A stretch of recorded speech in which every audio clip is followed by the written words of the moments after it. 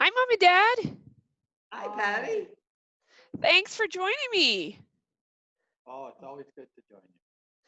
Well, I really appreciate you coming out to this Zoom lecture on artist statements and their misconceptions, and I really hope you get a lot out of this. Um, I'm sure it will apply uh, well to whatever you guys do. Um, and I'm going to start the lecture now without further ado. Okay. Okay. Here we are with the artist statement misconceptions. Um, this is the agenda for today. We're going to, during this short Zoom session, we will outline 5 artist statement misconceptions. Take a look at artwork by some artists who have taken my classes and some of the statements that they've made. And make sure Mom and Dad grasp the core concepts. Here we go. What is an artist statement? An artist statement describes the focus and themes underlying the work they have made throughout their careers. So it's important. Um, and we'll go over why, but really we're going to focus on some of these misconceptions about this. The number one misconception being that artists are bad at writing, and therefore most artist statements are bad. The reason this is a misconception is that most artists are not used to writing, and unlike curators and arts administrators, don't have a team of editors to clean up their prose. Every artist I've worked with has produced a better statement than what they arrived with, and that's usually because they've spent years thinking about the work. You know, they've really done the work, the ideas are there, and they just needed to spend time with the words. And they needed to do that with a professional, which is what these workshops do. So they really help in that respect. Um, this is artist Lori Frick. She took one of the artist statement classes with me, and she writes that my work attempts to explain and anticipate a world of pervasive data through large handmade pattern wall installations. Artist statement misconception number 2. The artist statement is a place to experiment with metaphors. This is not correct. An artist statement is not the place to experiment with metaphors. Artists use visual metaphors in their work all the time. The purpose of an artist statement is to unpack those metaphors for viewers who might not catch them all, not pile them on and make the whole experience more confusing. So the artist statement is very valuable in this respect because it can clarify things to viewers who may not be catching everything that you're thinking about. Because remember, you've spent years thinking about this work. A viewer has probably spent only a few minutes. Uh, this is the work of Melissa Murray. She took the artist statement class, and she writes, "My paintings are about making new spaces where there is no room, facing death while creating life, losing yourself through transformation. They are about fear and the unknown."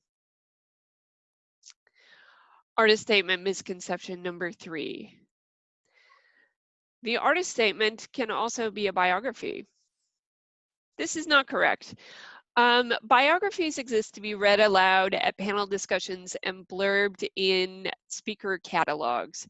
They're basically summaries of all your accomplishments to date in, short paragraph form. An artist statement, on the other hand, is the material that dealers use to produce press releases and sales pitches. You use them in grant applications all the time. The two are simply not interchangeable, and artists need both. Sophia Wallace, she took the artist statement class, and she writes, "My art invites viewers to encounter potentially threatening ideas about their bodies in playful, inclusive, and empowering ways." Artist statement misconception number 4. The word complicate should be used to describe the function of an artwork. Now, this particular slide feels fairly specific. And I apologize for that, but really what we're talking about here is art speak cliches or jargon, let's say, specific to the art industry. And complicate is number one amongst them. So there's a lot of this kind of stuff to debunk, but certainly not the time. And complicate shows up more than almost any that I see in artist statements. And typically the word replaces factors that do the complicating, thus nullifying the meaning.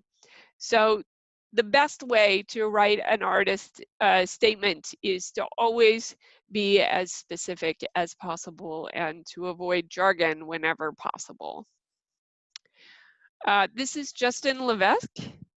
And he writes, I make art that transforms images into objects by using content sourced from North Atlantic polar ecologies, heroic myths, dynamic systems, ice, and the internet's obsession with all things blue. Misconception number 5. Artists don't need an artist statement. That is not true.